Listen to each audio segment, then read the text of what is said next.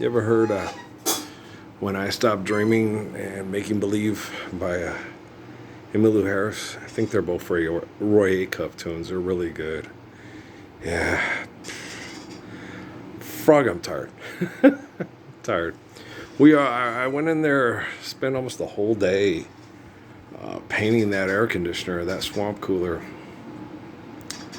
I had to paint the inside the pan and all up the top of the fan and everything, and then we had to let it dry and paint that all second time, which turned out great the second time. Then I had to paint you had to paint all the sides and the little things they got on there that hold the braces that hold the pads in place and stuff. And I got to repaint those tomorrow. But I got the cooler itself all painted. I got to drill a hole inside the stand to make sure we can put the water to it. And then we got to take it up there and put the stands on it tomorrow and get it in place. And then do our electrical and get the motor together, put the motor together, and get all the electrical stuff squared away. We'll let that other stuff dry, and then probably on Monday, plumb it and get it running. I don't know if I'll get it running. I don't think I'm gonna let that paint dry for another day.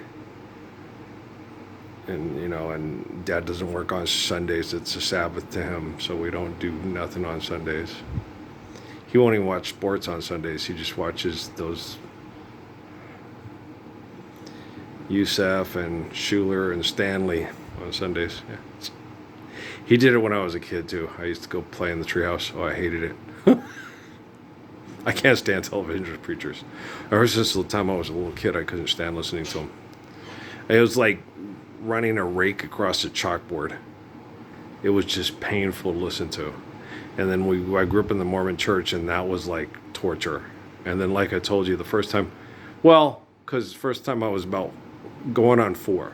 It was the year because we were still on Griggs. It was the year my sister Patrice was born. It was before we moved out of the apartment on Griggs into the house near San Pablo. And we got home, and I listened to the sermon, and I was old enough. Me and Mom had talked about Jay Silver Hills and where's El Paso, not El Paso. They're not in Cruces. They're at Jay Silver Hills and Clayton Moore and Cruces, and they're not in El Paso. They're in a place called Los Angeles and all that stuff. So I was getting older, and we had more complex conversations. So I sat and I listened to the sermon over Easter, and I got back home, and Linda used to watch Night Gallery, which was real creepy and stuff.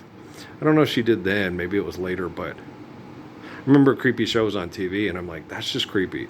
And when he talked about, that we had to drink his blood and eat his flesh to pay out for, I was like, no.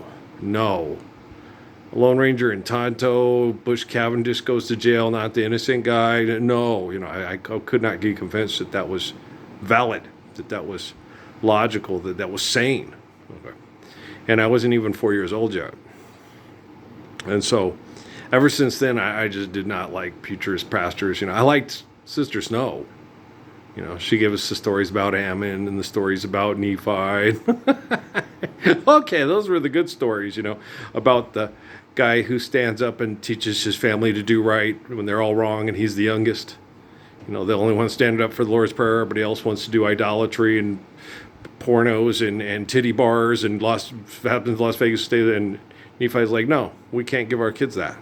We have to give them the Lord's Prayer, not philanthropy, idolatry, sex for sale, fuckology, right?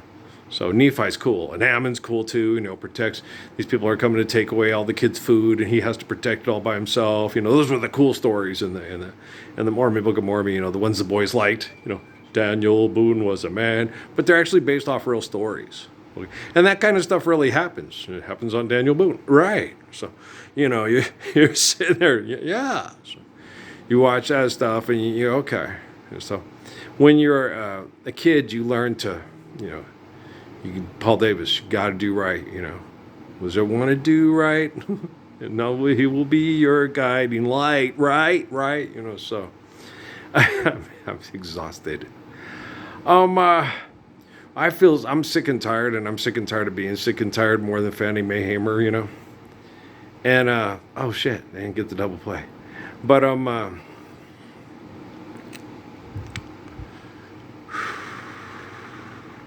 just tired, but I don't think about physically dying. I just think about survive, stop the abusive, and then recover. And that's all I think about. If you think about physically dying and not stopping the abusive, that's like, no, that's not acceptable to me. It's not acceptable thinking. That's like, you don't give up on your children living the Lord's Prayer.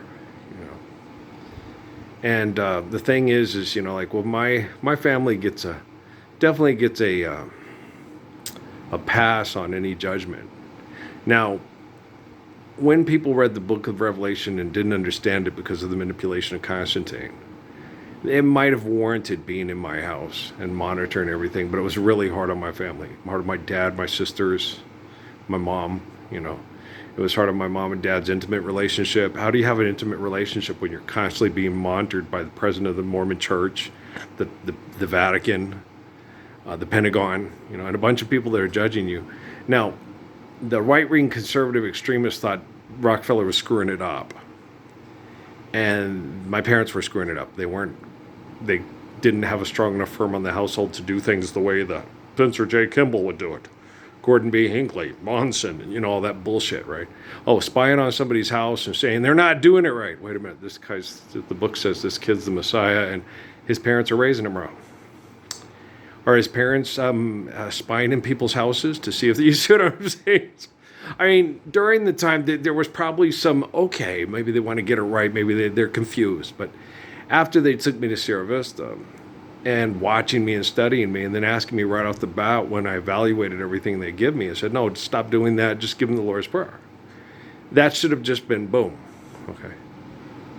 That should have just ended everything right there. The rest of the stuff they had to fill, that's Constantine, that's not me. Okay, that's Constantine, that's Jerome, that's the people that gave you the Vatican, the Holy Crusades and stuff like that. All the stuff in there where you're sitting there, well, we haven't gone through this yet. We still have to have the death of the blood of the Ziph and the Zap and the Zipper. That's all them. That's not me. Forgive, debt, and trespass, love one of the for eternal faithful peace. Right now. Y'all quieting down and start living the Lord's Prayer right now. Right now. Okay, there is no game, there's no manipulation. That script, that narrative, I don't read it. I don't pay attention to it. I read that a little bit in Sierra Vista and went, okay, got a lot of stuff, some of the stuff was like, this seems fucking crazy. So I just didn't pay much attention to it, went out and said, no, I'm not even going to focus on any of that. I don't focus on Revelation. I already did Daniel. Daniel works out real well for me and all the other books, and except for the New Living Translation, which is stupid. But now that works out fine. So Daniel's cool. And the book of Daniel, we did the timetables there. And so, but as far as the rest of the stuff for Book of Light, you're on your own time. Okay. I am more than certain that the technology is going to have to eventually probably become the wealthy and their scientists and the celebrities' babysitter. Because Ricky Gervais needs it. But, Jesus is a good babysitter. You have no idea.